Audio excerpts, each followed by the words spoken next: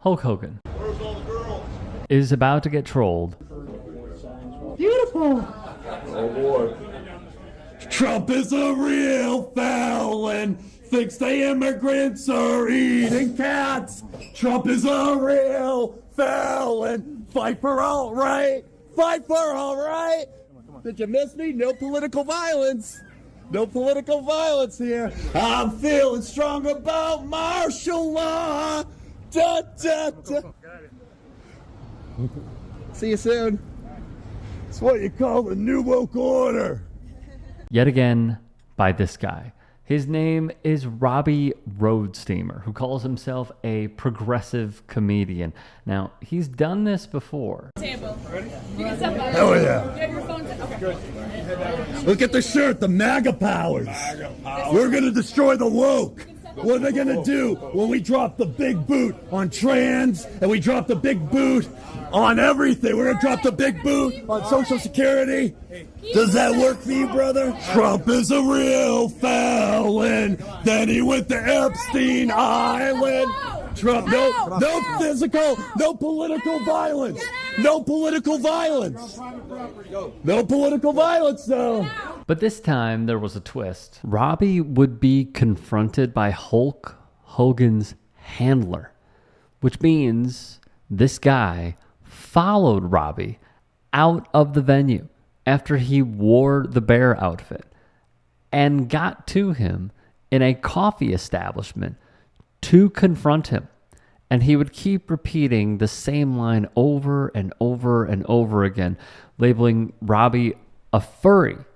But Robby would continue using his words, and only his words, to fight back. Robby would reiterate to him, "You are the one that followed me into this coffee shop. Why don't you go help the Hulkster?"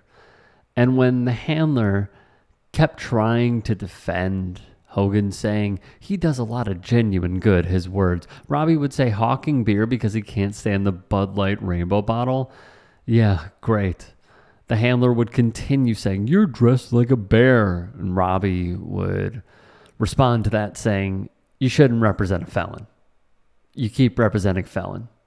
34 convictions. He'd ask, 34 convictions. Did you not hear about that? And that is when the worker would say, "I'm going to have to ask you guys to separate."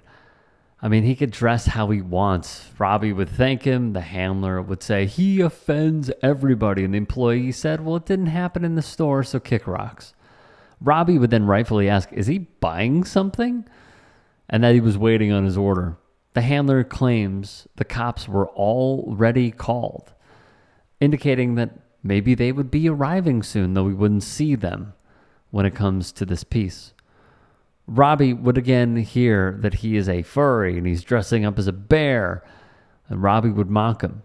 The handler would call him a straight-up loser, and Robby would simply tell him, "Just go back to your event, man. Go help the Hulkster. Maybe there's other bears in line that you could prevent him from seeing."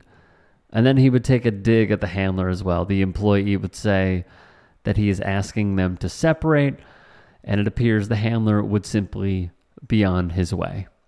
Robby would thank him and then say sorry. If you can, please do follow Robby. And I am really curious to see what other disguises he is going to have, because clearly they are picking up on it. I would guarantee that they have his face pretty much blacklisted at this point from going to any event. So I am curious what's going to happen. And I do look forward to him trolling Hulk again. Now, what I find to be very, very interesting, as we have covered this a few times, and the new revelations that have happened. The first is, a handler doing this, in my view, shows how hypersensitive they are in an attempt to control what is being done and what is not being done at Hulk's events. We must also remember, and I know we covered when he went on Logan Paul's podcast, which I believe is called Impulsive, where they threw him softball after softball after softball after softball. He said that he wanted to try and bridge the gap between left and right. And he did that because he had such disdain for what Bud Light did when one time They reached out to a trans person who was highly popular and made a custom can for her. That's what he got mad about.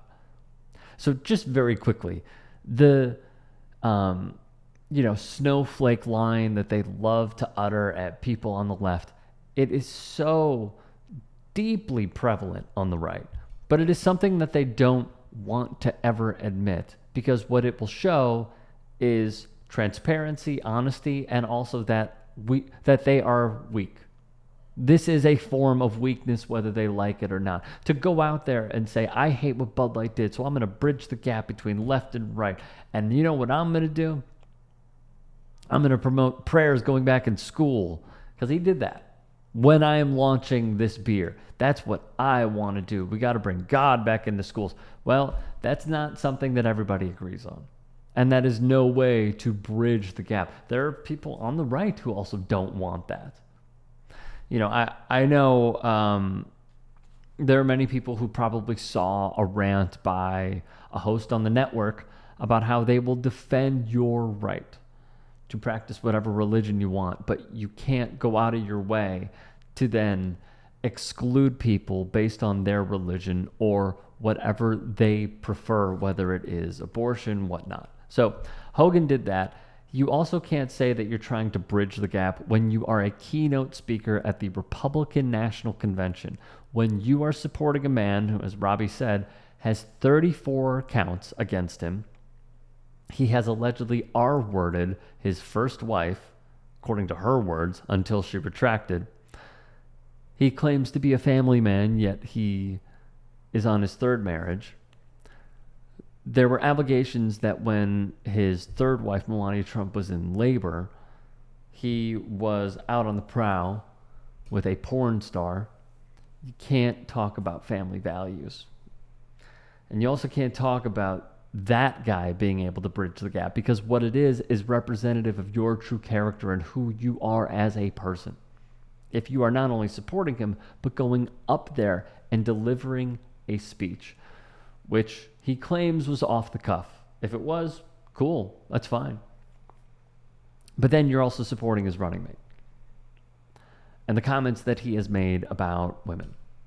And the comments that he has made about abortion. And how he does not serve the people of Ohio. He does not serve the American public. He serves Peter Thiel. Because Peter Thiel saw him when he was in college. Really adored what Vance was doing. In a way, groomed him to become the man he is today. Vance and Trump are not there to serve anybody. They're there to serve the top 1%. It's been happening over and over and over again. We saw the largest transfer of wealth during the Trump administration. And they have shown that they do not care about the middle class. But then on top of this, Hogan, as Robby said, goes from event to event to event to promote his beer at one point where a literal Nazi was there and took pictures with him. And he had Nazi insignia all over his body. And he made what felt like a threat to Kamala Harris, where, as Robby said, and it is true, we played it before, that he was asking the crowd, do you want me to body slam Kamala Harris? And then he played into the, she doesn't even know what ethnicity she is. When it's really funny, Hulk Hogan has made a career out of cosplaying, in many people's eyes, being something that he is not. But then he would hold up a hand to give a sign that she is Indian and said, how? Which also shows how much of a low IQ person he is, because that's Native American. Nonetheless, it is embarrassing to see Hulk Hogan make this pivot, but maybe this is who we should know. We should have known who he was all these years, because Jesse the Body Ventura, a libertarian of all people, went on the record with Graham Bensinger, that we've also played as well, and many other shows have, where he soon found out, because Vince McMahon was under oath, and he had his lawyers ask Vince, because under oath you can't lie, unless you're a Supreme Court justice. And he said, had his lawyers ask, what happened with unionization? Why did you fight it? How did you find out? And McMahon, under oath, said it was Hulk Hogan. So this is who he is. He aligns with other union busters like Donald Trump. The person who says, you start giving them rights, practically they own the company. No, they don't. But that is the talk of a billionaire who does not care about the working class at all. If you can and are willing, please become a paid member here at TYT Sports. And or go to tyt.com/join. In addition, you can follow me on Twitter, Instagram, and TikTok. Appreciate it. Have a great day.